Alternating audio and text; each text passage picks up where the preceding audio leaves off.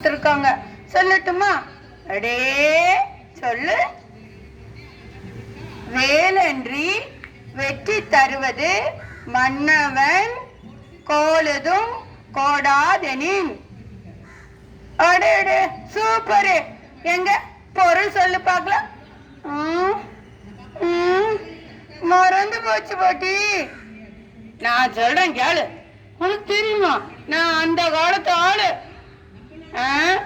ஒரு அரசனுக்கு வெற்றி தருவது வேல் இல்ல, பகைவர்கள் எல்லாம் அழிக்கிறது இல்ல, குடிமக்களை காத்து செங்கோல் வளையாமல் அவங்களுக்கு நீதி தரணும்.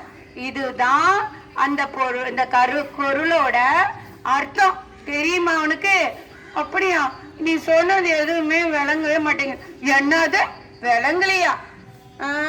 அங்க பாரு, உங்க மிஸ் வந்துட்டாங்க, சொல்லுவாங்க இரு. என்ன பாட்டி, உங்க எங்க பேத்திக்கு கொஞ்சம் அந்த திருக்குறளை விளக்குமா? அப்படியா? சொல்றேன். அது ஒண்ணு இல்ல, அரசனுக்கு அழகு தருவது பகைவர்கள் எல்லாம் அழித்து வெற்றி பெறுவது அல்ல. கோல் வைத்து செங்கோல் அப்படின்னா நீதி நெறி பெறலாமல், யாருக்கும் எந்த தீங்கும் இழைக்காமல், எல்லாரும் ஒரே மாதிரி நினைத்து எல்லாருக்கும் ஒரே மாதிரி நீதியை வழங்குவதுதான் அரசனுக்கு அழகு, அரசுக்கு அழகு. அதை தான் திருவள்ளுவர் சொல்லியிருக்காரு. நன்றி, வணக்கம். இன்னொன்னு, திருக்குறள் என்பது நான் ரொம்ப ஈஸியா படிக்கலாம். எல்லாரும் 4 விரல் எடுத்துக்கோங்க. 4 விரல் முதல்ல வரக்கூடியது 4 விரல். எல்லாரும் எடுத்தாச்சா? எங்க சொல்லுங்க.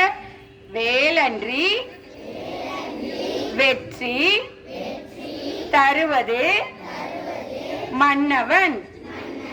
இந்த கையில 3 விரல் எடுத்துக்கோங்க.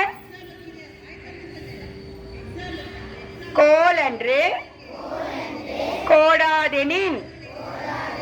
எப்பவுமே திருக்குறள்ல முதல் வரி 4 வார்த்தைகளும், 2வது வரி 3 வார்த்தைகளும் வரும். ஈஸியா நீங்க எல்லாரும் படிச்சுக்கலாம். நன்றி, வணக்கம்.